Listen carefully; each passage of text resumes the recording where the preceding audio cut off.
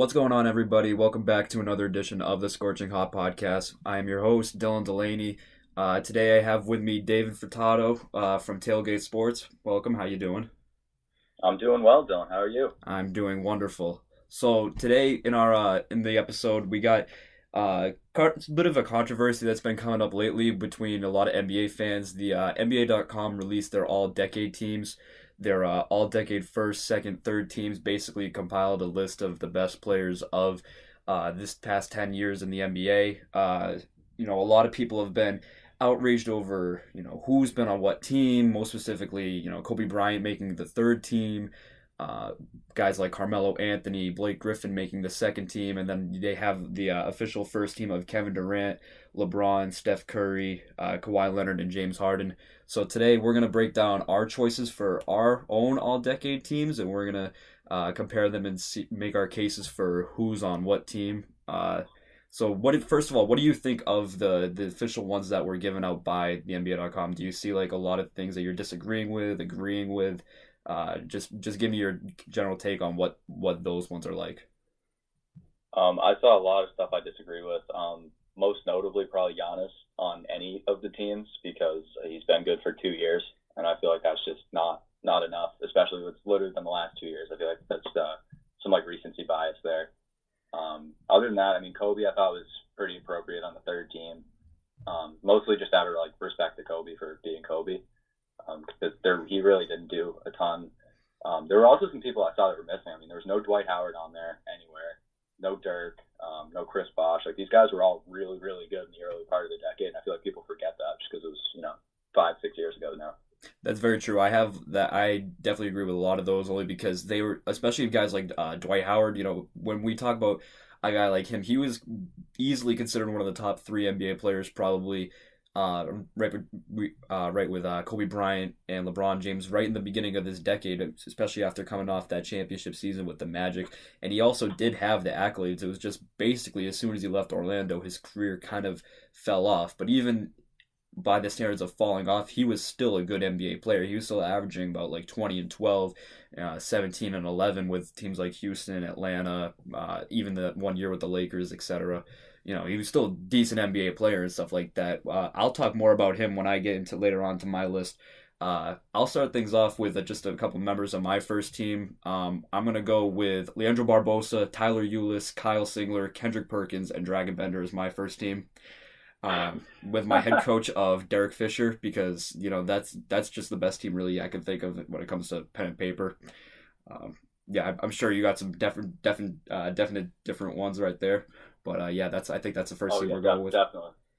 But more more or less on a serious note, my first team right now, I got KD, LeBron, Curry. That's like the kind of the three people I think that most people can consistently say are in that first tier. Those are probably the three most like well remembered, well known players of our generation. So I think it's only appropriate that those three are definitely in there. And next I got Kawhi Leonard, especially after the season that he had with Toronto, his championship year, the two-time Defensive Player of the Year this decade, three-time All-NBA. He, compared to other players that are on this list, he hasn't played the entire decade and has also spent time injured, but I think definitely with the accomplishments that he's had, he definitely deserves a spot on that first team. And then to round it out, I have James Harden. It was between him and Russell Westbrook for me, but just these past couple of seasons from James Harden has been kind of historic. We haven't really seen a player put up the type of numbers that he has. You could say the closest thing to him was Kobe Bryant. He also has that MVP award. He does have that finals appearance with OKC.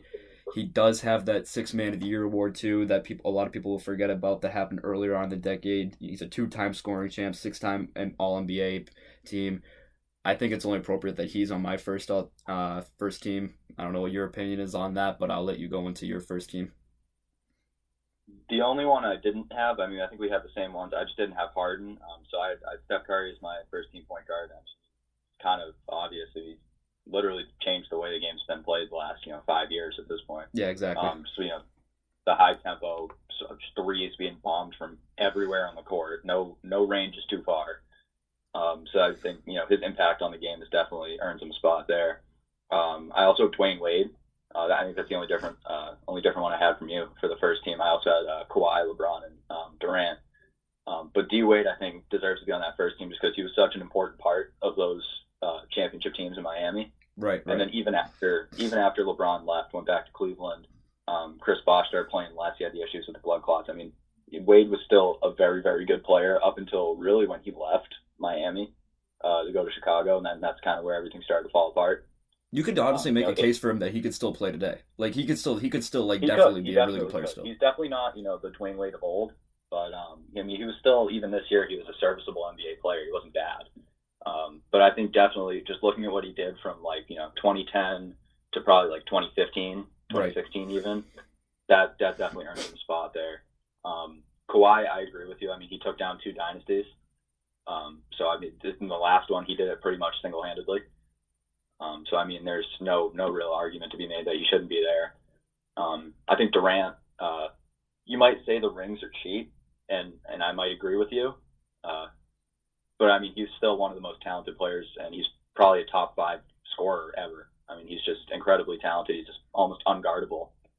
I mean, LeBron's LeBron. I don't really think that needs any explanation. But yeah, really, the only difference I had from you, I think, was I'd Wade instead of Harden. I definitely agree with what you're saying about D Wade. A lot of people, what they'll forget about is that he had that run with the Heat after LeBron left. Even with the team that they had surrounding him, it wasn't spectacular. Even after Bosh too, they still had those couple of playoff runs where he still made it into the second round. Kind of not single-handedly, but not with a ton of help either. I mean, he had guys like Dragic and Whiteside, but that was really about it. It wasn't obviously the teams of old, and he was still, even at such a late age, he was still putting up those types of numbers and carrying his team that far. I mean, even this year, they barely missed the playoffs by a couple of games, but it was, look at the team that they also had around him. It was Josh Richardson, Justice Winslow, and Bam Adebayo. You're probably your top 3 contributors on that team other than Dwayne Wade, and Dwayne Wade wasn't even a starter on that team. He was just a guy who he came off the bench, played about 25-30 minutes a game, and closed out the games for you as well. So I think, I definitely agree that I have him on my second team, but I'll let you take your second team first. What do you got on your second team? All right, so I'll start. I got Chris Paul on my second team, followed by James Harden, Carmelo Anthony, Chris Bosh, and then Dirk Nowitzki rounds it out. So basically, I mean, Chris Paul, if you gave him a championship, I think he'd be widely considered one of the greatest point guards ever. Yep. I think he's a title short of that. He's just been so good for so long, and he's been able to play with all sorts of different types of players. Guys who need the ball, guys who don't need the ball. He's kind of proven he can do a little bit of everything. Mm-hmm. And so I mean, that's why I have him on the second team. James Harden, like you said, you can't argue with the fact that he's the best scorer in the league right now, and he's been the best scorer in the league for probably the last 5 years. Mm-hmm. I mean, the guy's just a walking bucket. You can score from anywhere on the court. The only knock against him is really just the fact that he kind of folds in the playoffs. Fair. He's never there to do anything. I'm going to interrupt you for a second, though, because at the same time, my only thing for James Harden is he could technically be in the, if it wasn't for a CP3 injury, he could be in the finals again last year, or not last year, but 2 years ago, where they went to that 7 games and that whole 27 missed threes in a row happened and they kind of choked. But definitely, I get where you're coming from. I put that more on Harden than I do on Chris Paul, because I mean Chris Paul had them in the position to win that series. Right. Yeah. When Chris Paul goes down, and now it's okay, James, win us one game. That's all you have to do. Win one game at home. Game 7 at home. Yeah. Exactly. Win a game at home, and he completely fell apart, and the whole team fell apart. But he's the guy who's got to set the tone. Exactly, especially as an MVP candidate. Yeah. Melo, I think deserves to be on there. I mean, he's just phenomenal. One of the better scorers. And it was definitely, he's more in the earlier part of the decade, obviously, the time with the Knicks. I mean, he was still, a top 10 player in the league at that point. Right. He's just been a bucket everywhere he goes. Exactly. So I think you got to put him on there, multiple-time All-Star. Chris Bosh, the forgotten member of the Miami Big Three. I feel like people just throw him in there, just oh, well, whatever, he wasn't that good. He was really good. Multiple-time All-Star. I mean, if it weren't for the blood clots in his legs, I think he would have been better for longer. That's true. He would have been able to play in that time with Wade after LeBron left. Instead, his career kind of fell off. And then rounding it out with Dirk, he carried that 2011 team, the Mavs, to the finals, and then won it. Mm-hmm. So I mean, you have to put him on there, even though he he kind of fell off the cliff. He caught old age. Time caught up to him last few years. But I mean, the beginning part of the decade, he was good. He was still, that like borderline 2 All-Star caliber player, and he absolutely carried that team in 2011. So no doubt in my mind he should be on one of these teams. So I had him on the second. Absolutely, especially with Bosh, they don't win that second championship against the Spurs. They don't win that without Chris Bosh, especially with that clutch final rebound where he kicks out to Allen. They don't win arguably either of their championships without Chris Bosh. Maybe not exactly without the Thunder, but definitely the one against the Spurs where they have to face up with guys like Kawhi and Tim Duncan. There's no way they win that without Chris Bosh. I completely agree. If it wasn't for those injuries, he'd still definitely be. He'd probably still be getting buckets in the NBA today. He definitely would still be playing. I mean, I feel terrible for the guy because it's not even like something that you can prevent. I mean, he literally just had blood clots in his legs, and that was like an issue. Whether they move around or something like that, it was some big health issue. I don't know. I'm not a doctor. I have no idea. Right. I mean, it was definitely an unfortunate set of circumstances that made him hang it up. But right, exactly. He was such an important part of those teams in the early part of the decade. Mm-hmm. I completely agree with you. So for my second team, I kick off with Russell Westbrook. I mean, the stats are really there to show. 8-time All-NBA. He had that finals appearance with the Thunder earlier on in the decade. He set that triple-double record in 2016. He's averaged a triple-double for the last 3 seasons. I mean, he's been one of the best players in our generation as well. He just, he's got that kind of same baggage as James Harden. He can't win by himself. He's too much of he's not the best teammate in the world.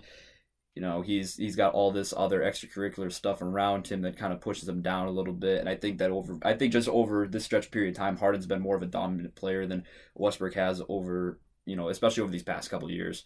And Harden's had a little bit more team success as well, which definitely helps him out. So I got Westbrook on my second team. I originally had him on my first team, but after kind of looking into it more, I pushed him down when I moved Harden up.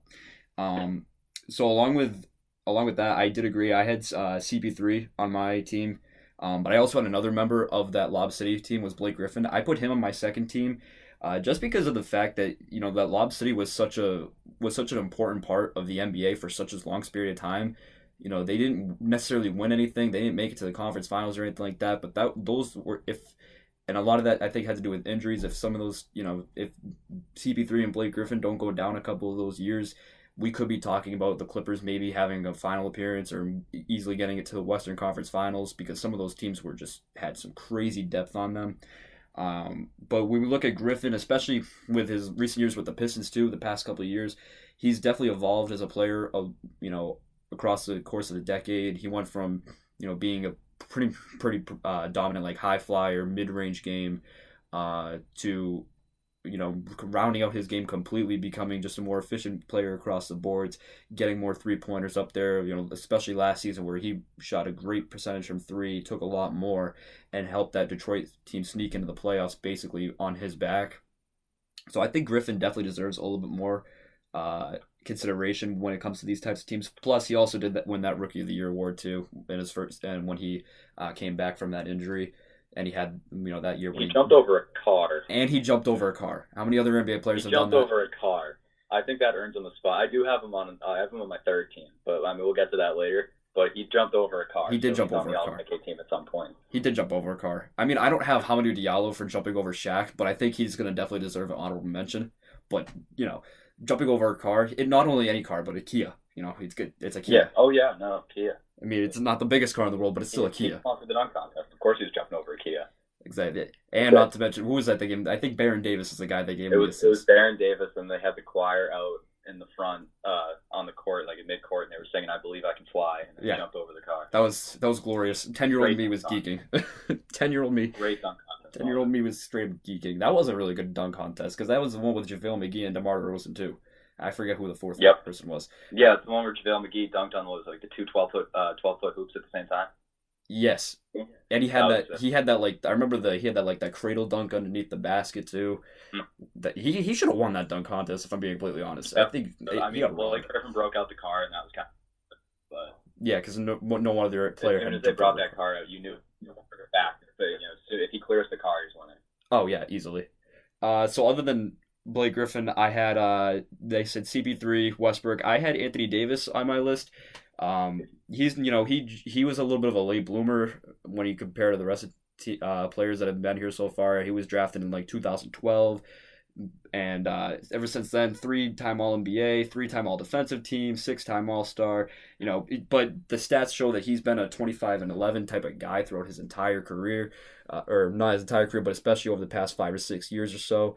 The Pelicans haven't had a ton of success. He's only made it to the playoffs twice, but I don't think that's really a testament of him. I think that's more of a testament of who they've put around him for some of the years and some of the coaching that they've had. That I don't think that some of the styles fit along with Anthony Davis. Bench depth over recently the past couple of years, they've had absolutely zero bench. I mean, if you take a look at what they had the last year, Drew Holiday, Mirotic, Randall, Davis, Etuan Moore. I mean, that's a good starting five, but then you have zero bench afterwards, and that's going to completely derail your team. But aside from the playoff experience, I mean, he's been probably the best big man over the span of the decade. Just if we're talking about numbers wise, at least, I mean, a couple of years he's been putting up like 28 and 13, 28 and 12. He's always up at the league leader in blocks. He's always been one of the best defensive players consistently. So I think that, when we're talking about big men, since we're transforming into more of a 3-heavy league, big men don't really get that. There's not a whole lot of big men that have put up like that type of numbers that he has over the past decade or so. That's why I have him on my second team, and then I also have D Wade on my second team as well. Kind of for the same reason. I originally had Paul George on my second team, but then I moved things around, put D Wade there. Like we were talking about before, the stats obviously and the accolades appear for themselves. The 8-time All Stars, 3-time All NBA. 2-time championship, made it to the finals 4 straight times, and like we were saying before, he also led those mediocre Heat teams back to the playoffs, had a couple of really good playoff series. The one that really sticks in my mind is the one against Purple Shirt Guy in the not the Chicago Bulls, the Charlotte Hornets, where he basically took over that late game scenario and sent them home. So I think that he definitely should be up there. Obviously, wasn't the player that of old that he used to be, but he was still a really, really good player that hit a lot of clutch shots, still put up those good stat lines, and it definitely helped his team get a couple more wins along the way. Yeah, he was the only one, honestly, that I would say that I disagree with. And it's not like a dude, you're an idiot. It's more just like I have a different opinion on it. Would be Davis. And I know you were talking about how they didn't really surround him with much, which is true. But he also had that year. He had that full year with Boogie Cousins, and they had Rondo on the team, who obviously isn't the best scoring guard, but he's probably one of the best distributors in the league. Mm-hmm. And did they get out of the first round that year? One of those, that was a team that should have won at least a round. Yes, that was a team I think they made it to the second round, but I think Cousins got hurt in the middle of that season, if I'm right. I thought Cousins got hurt the season after, because I thought they played a year and a half together. And then Cousins they played I remember because he got traded at the deadline. They played half of the season together, and then I don't think they made the playoffs that year. That was the year they didn't make the playoffs. That's kind of where I'm iffy on him, because he does have the regular season. He's a great scorer, great rebounder, plays defense. He does everything well. I just don't know when you're looking at guys, like all-time great players. Some of these guys on this list, and you kind of I don't know. Maybe I'm just factoring the playoffs and championships into it too much, but I kind of want to have at least some type of playoff success, even if it's just a little bit, like a couple series wins here and there. And I just don't. AD just doesn't have it yet, right? And I'm sure he'll get it this year and in the coming years with the Lakers, right. But so maybe if we make this list again, next year, like this time next year, and we look back at this decade, maybe it's a different story, because who knows, maybe he has a ring at that point. Exactly, you never know. Yeah. The way I look at it is definitely the rings definitely do help though. When we're talking about the consideration, the rings definitely I definitely agree with you on that. When we're talking especially with longevity, people are gonna remember if you have a ring, if you've made it to the finals, what your playoff success does look like. I agree with you on that. Right. So I'll jump into my third team if you want. Yeah, go right ahead. All right, yeah. So I'll jump into my third team now. So I've Westbrook on it. Like you said, the averaging a triple-double over the last 2 or 3 seasons. It's incredible just what he's been able to do on just an all-around complete game. And, I have him down a little bit just because he does kind of have that stigma. He's a hard guy to play with. he's made the one finals, but that's about it. He can't really win. He can't win on his own. So that's kind of why I have him down there. But obviously, he's got to be here somewhere on one of the lists, just because of the stats, and he's averaged the triple double. He has the MVP, all that stuff. I put Kobe on my third team, mostly just out of respect to Kobe. So that might just be a little like a biased choice. I guess we could count the 2009-2010 season as this decade because he won the championship that year, technically in 2010. Right. So I guess we could count that. It's a little bit of a stretch, but I guess we could count that. Yeah. I have Kobe there, but he definitely did start to decline very quickly and really just kind of fell off after that Achilles, and that was the end. But I mean, it's just kind of a nod to everything he did. Yeah, that's definitely fair. Especially in the last 3 years of the prior decade. He was in the finals 3 years in a row. Right. And won. Actually, was it 4 years in a row, right? Something like that. 3 years, yeah. It was, he won every year from the 08, 09, 2010. He won 2 out of the 3. Yeah, so because he faced the Celtics and Magic and the Celtics again. Yeah. Yeah. Yeah, so, he's on there for me. Next up on the list, I actually have this kind of my boldest choice, I guess I would say. I put Ray Allen on my third team. And I told you that last night, and you were kind of taken aback by that. So here's my reasoning for Ray Allen. He broke the all-time three-point record. He broke Reggie Miller's record in 2011. Okay. He won a championship with the Heat in 2013. So he's got a ring, and he broke an all-time record. Fair. In the decade. So that alone puts him on the list for me. That's 2 major accomplishments. And he probably hit the biggest shot of that 2013 finals. Oh, easily. Actually, he did hit the biggest shot. Yeah. 13 finals. Yeah, arguably one of the biggest shots of the decade. Yeah. So that's definitely, he's got to be on there for me. I put Blake Griffin on my third team. As you said, he's been so solid for so long. He was definitely, the star for the most part of those Lob City teams, which wildly underachieved, due to injuries and other stuff. Right. It's definitely a big what if in the history of the league as far as teams go. Yeah. What if they all stayed healthy, stuff like that? What if this one small thing went differently, but they were a wagon for lack of a better term. And just real quick, if you look back on this decade, you have so many different what ifs with so many different teams. I think each team has their own specific just what if. That's how crazy this decade's been as far as player movement. Absolutely. I mean, I think you can even go. So I'm a Celtics fan, so I'll use the Celtics as an example. What if KG doesn't blow out his knee? What if Perk doesn't blow out his knee in the 2010 finals? They probably win that finals. Yeah. I think so. I mean, you could look at the Celtics. I mean, they barring injuries, if Garnett and Perkins didn't get hurt, they probably have 3 rings in a row. They probably win, 08, 09, and 2010. Mm-hmm. You could look at the Trailblazers, Greg Oden, LaMarcus Aldridge, and Brandon Roy.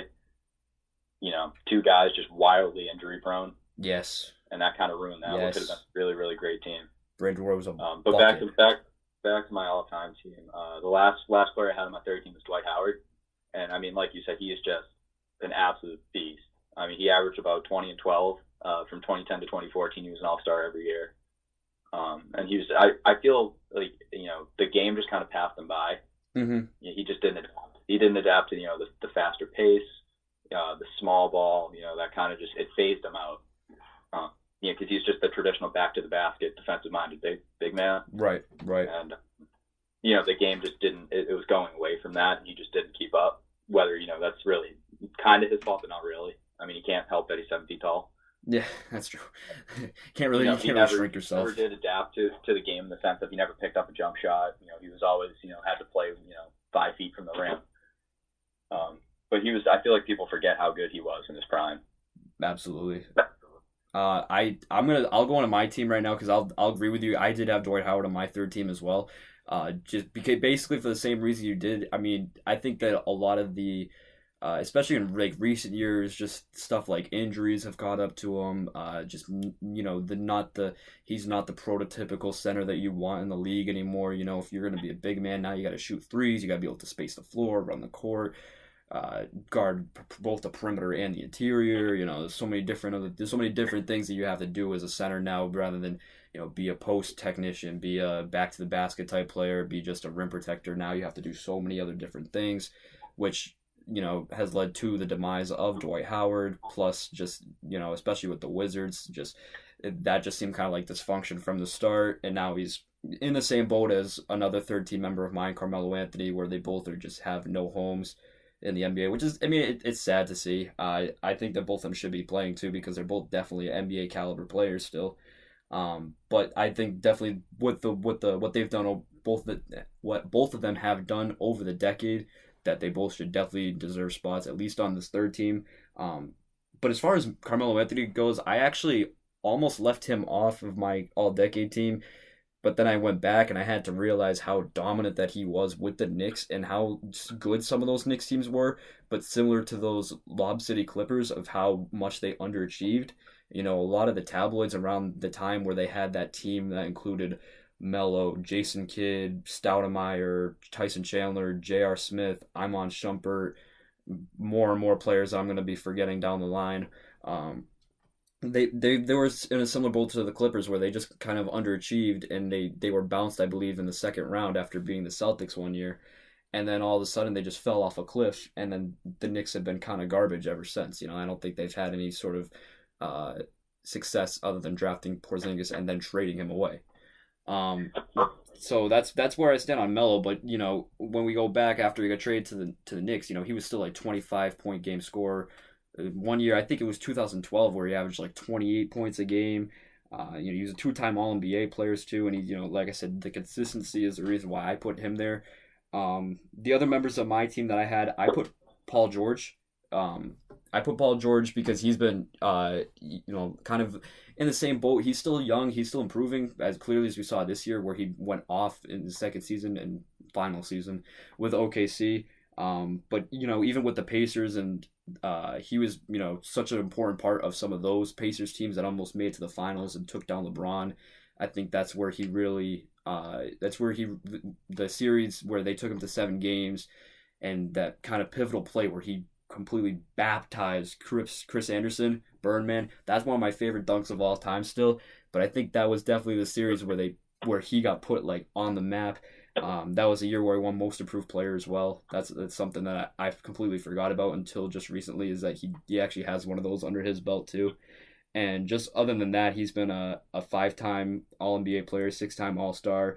Also one of the best two-way players that the league's seen this decade as well. He's a 4-time All-Defensive Team member, and he's definitely one of those players who's going to give it all for you on both ends, except when he's going to play Damian Lillard, and he'll hit a 35-foot shot against him to clinch a series. Yeah, I think that's super rare to see, especially nowadays with superstars, is getting that effort on both sides of the floor. I just don't think that happens a lot. Right.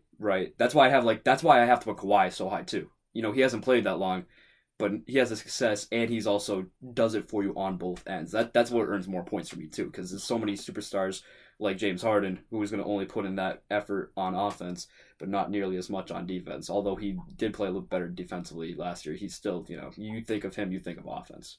That's how I stand on that. So, but yeah, that's where I stand on PG. I put him on my third team. Rounding out my third team, I also had Dwight Howard, like you said. I had PG. Dirk Nowitzki, I did have him on there. He did, to kick off the decade, he had that ring against the Miami Heat team with the Big Three. He was, for the most part, a pretty consistent player. Obviously, he wasn't the player that he was in the 2000s, where he was, arguably he was one of the best players in the league. But he definitely had a couple of really good seasons. He was still a 20-point per game scorer, 18-point per game scorer around that era as well. It wasn't till really after his age 37 season where he started to really fall off and he started to be used less. The injuries piled up a little bit more. Age was just getting to him. But he did get that ring for the Mavericks franchise, which was really important for them. That's their only ring that they have. And he still made a couple of All-NBA teams, still a multi-time All-Star. So I think that he definitely deserves some of the consideration there as well. And then rounding out this, I had LaMarcus Aldridge as my last member, just because I think he's literally Mr. Consistent. I think pretty much every single year he's putting up like the same exact stats, 20 and 10. Uh, Mid-range god. He leads the league almost every single year in like 2-pointers made, especially from mid-range distance. Both with the Trailblazers and the Spurs, he was a five-time All NBA, 7-time All Star. And he was, like I said, just consistency. He rarely has ever gotten hurt this decade. He misses a couple games here and there every year, but for the most part, he gives you the same exact play, the same exact stats every single year throughout the past 10 years. So I think that, I was a little bit surprised when the NBA actually put him on their own all-decade team, because I just figured, a guy like him, he doesn't really get a lot of consideration by the national media as one of the better big men in the league. A lot of teams and a lot of fans, I think, forget about him when they think of like the best big men, because you got guys like Embiid, Jokic, DeMarcus Cousins for a long stretch of time, Anthony Davis, like we mentioned earlier, and a lot of people tend to forget how good and how dominant LaMarcus Aldridge has been for that stretch of time. Although he hasn't, it doesn't necessarily translate to playoff success, because he hasn't, I don't think, made it out of the second round yet. But he's been there pretty much every single year he's been in the league. So that's where I stand with Aldridge. So really, from one of my glaring omissions is Kobe. I didn't put him on any of my teams. If I was considering the 2009-2010 season, I probably would have snuck him on the third team. But I wasn't really. The way I think of it, I started it with the 2010-11 season and ended it with this year. So I kind of excluded that year. So that's the way you should have done it. You just made a little stretch to put Kobe on there. Yeah. Sound like Kobe. And because I was watching this thing on First Take the other day where Max Kellerman was talking about Kobe. I don't know if you saw this as well. And he had labeled him on the All-NBA worst team because of how much damage he did to that Lakers organization. So I don't know what your take is on that, but I disagree with that, but I don't think that he should be on the All-Decade team by any means as well, just simply because, similar to the same reason why I don't have a player like Giannis Antetokounmpo on my team, is because he was really good for a couple of years. Then injuries started piling up. Then though he had those couple of years where he was basically the only guy in the team taking the shots. He shot very, very inefficiently. The Lakers weren't producing any sort of wins whatsoever, and then he kind of just retired. So that's where I see it, but I don't think he should be on the worst team by any means as well. I don't know what your take is on that, but I don't think that the all-decade worst team is something that should be associated with Kobe Bryant's name. Definitely not. I disagree with Kellerman on that. But he does have a point in the sense that he did kind of fall off after the decade began. That 2010-2011 season. It was pretty much all downhill from there. He started to get a little older, a little slower. I believe he had the torn Achilles after 2010. Like it was after he won his last championship. And he was garbage after that. He was so washed. And like you said, you kind of alluded to it. He just didn't know when to hang it up. Right. And he just wouldn't accept that he wasn't, Kobe Bryant anymore. Right. Kept trying to shoot. He was Kobe Bryant, and he just wasn't hitting the shots anymore. It did hurt the team. It led to some really rough years for the Lakers that they're just starting to recover from. Right. Yeah, they have basically after the Dwight Howard era. It was after the Dwight Howard era where everything just kind of went downhill. Right, exactly.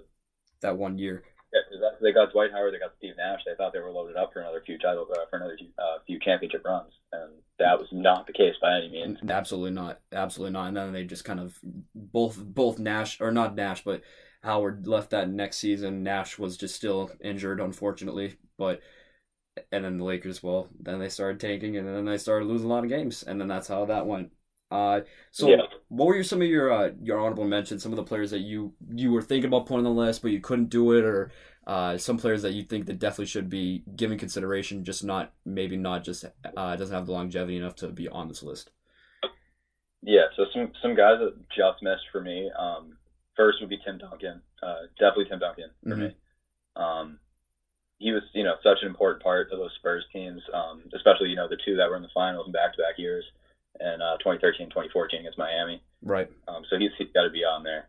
I have LaMarcus Aldridge here as an honorable mention. I agree, he's a super undervalued big. He's just, he's steady every season. You know exactly what you're getting, night in, night out from him. Mm-hmm. And Paul George as well.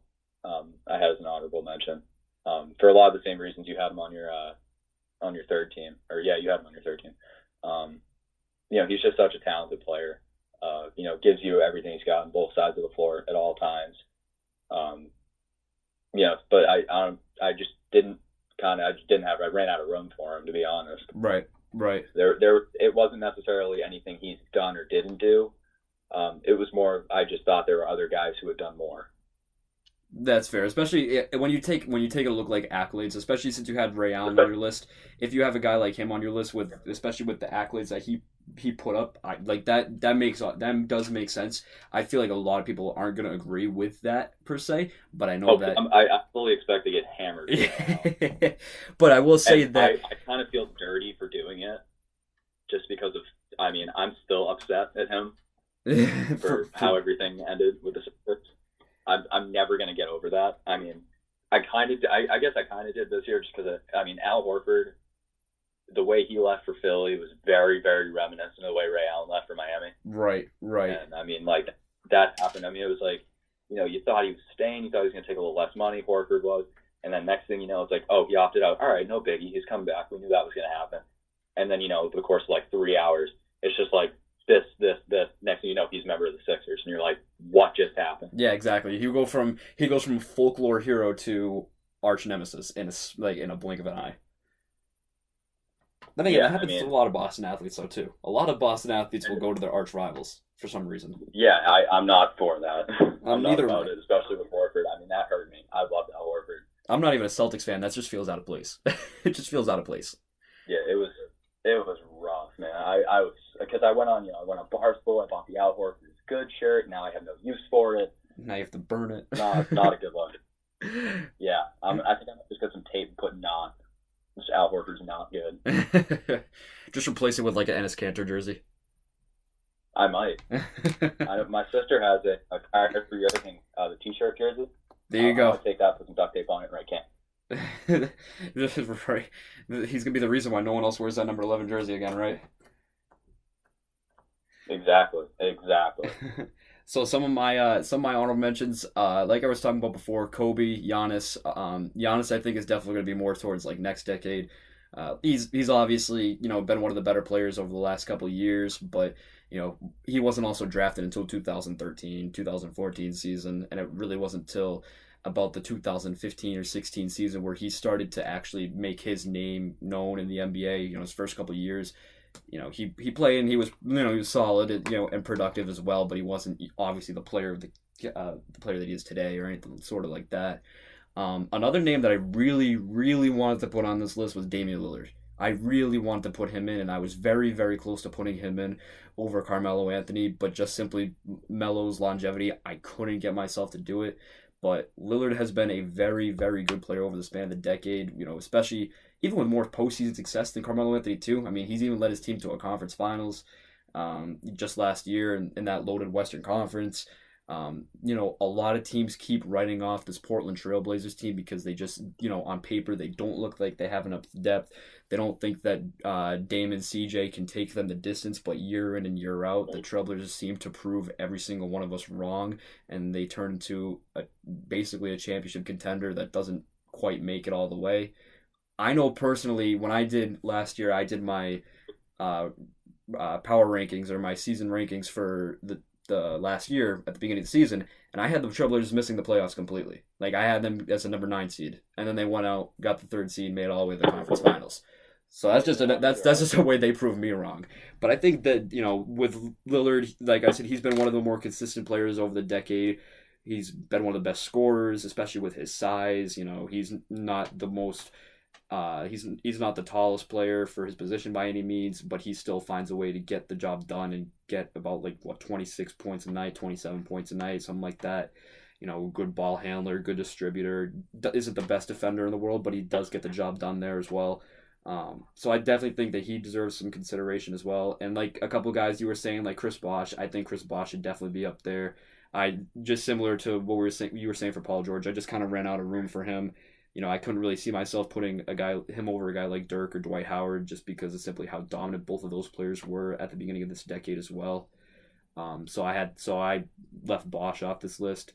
But that's really about it for as far as honorable mentions go. I think that's really it for those. I think the closest one was Damian Lillard. I was really close to putting him on there. I just couldn't bring myself to do it. Yeah, I only had those three, and like you said, it wasn't necessarily, anything they did or didn't do. I literally just ran out of room. Like, I just did not have the space on any of my teams. There were other guys that, I thought should have been on there ahead of, the three that I had in my honorable mentions. But, still top to bottom, you're looking at, probably 18 of the best players to play this decade. Obviously there's no doubt about it. Right. And there's still, at least 5 or 10 more that could easily be on any of those teams. Right, and we're probably just not even, some of them are just not even slipping the minds right now. You could make a case for guys like a DeMarcus Cousins, who was so statistically dominant, Kevin Love, Kyrie Irving, guys like them. I don't think that they should be in consideration, but you could definitely, those are some guys that just come to mind that, might be up there as well, just as simply of how well they've played over the last decade too. Yeah, definitely. We didn't bring this up yet, but we were talking about this before we aired about coaches that were the best of the decade too. I had Pop, Spoelstra, Kerr. I don't know if you share the same opinion as me on that one. I had Pop as my first. Actually, I had the same exact ones. My reasoning behind it was pretty simple. Pop's Pop. Right. He's got a championship this decade. The Zen Master. And he's just year in and year out. He's like the Bill Belichick of football. Yeah, basically. Yeah. Second team, Eric Spoelstra. He's the only coach to really kind of survive LeBron. Right. Right. That isn't Ty Lue, or a coach that's been handpicked by LeBron. Right. Exactly. And then you have Kerr. Steve Kerr. I'm not a big fan of Kerr. I really don't think he's that great of a coach. He's fine. He's average, but honestly, you could, like, a monkey could coach that team. Yeah, especially with the star power. You have two of the best 3-point shooters ever, and Kevin Durant. Literally anybody could coach that team and win 60 games. Yeah, exactly. And Mark Jackson did a good job before he left too. Mark Jackson was a guy who kind of set the blueprint for everything that happened, and then Steve Kerr just kind of picked it up and took off with it. That's how I look at it. And Mark Jackson has been a coach. Yeah. Has been a coach in the league ever since. He's been kind of blackballed from the league. Yeah, Steve Kerr's fine. He's not a bad coach. He's just not that good. I think he's very overrated just because he has such a great roster. Right. I think the only reason why but I feel like since he's made to the finals 5 straight times and he's won 3 out of those 5, he kind of has to be on this list just simply because of what he's done. You could make a case for guys like Brad Stevens who haven't won a chip yet, or other really good coaches in the NBA, Terry Stotts from Portland, Quinn Snyder, but just simply because Steve Kerr is Steve Kerr. You know what I mean? Right. I'd say he's probably, like you said, there's probably like 5 or 6 coaches that are better than him. Right. And at least they just don't have that championship resume. Yeah, exactly. Since he's got those rings, he's going to be, more head and shoulders above the rest. But that's just how it is. But I think that's going to do it today. Right. I think that's going to wrap everything up for today. We think we covered up all the all-decade teams and gave our best coaches and whatnot. So that's going to wrap up the podcast for today. Make sure you go check out tailgatesportsentertainment.com for more content from all of our writers, including myself and Dave. Also, make sure you go check out my website at hotstreaksports.net. We got some stuff going up over on there. The podcast will be going up on both these and on the YouTube channel, so make sure you share that out, get the word out, get our predictions out. Make sure you don't slander Dave for putting Ray Allen in his third team, even though he doesn't deserve it. No, you can slander the word. It's okay. But I welcome it. I welcome the Ray Allen slander. It's okay as long as you got the facts to back it up, though. So it's okay. You got your bow and arrows ready to aim and launch, so you're all set. So exactly, I'm confident. So yeah, that's gonna do it for us today. Like I said, thanks for watching. Go make sure you check out all those contents at the of the sites I was saying before. I'll leave the links in the description for those. And until next time, thanks for watching.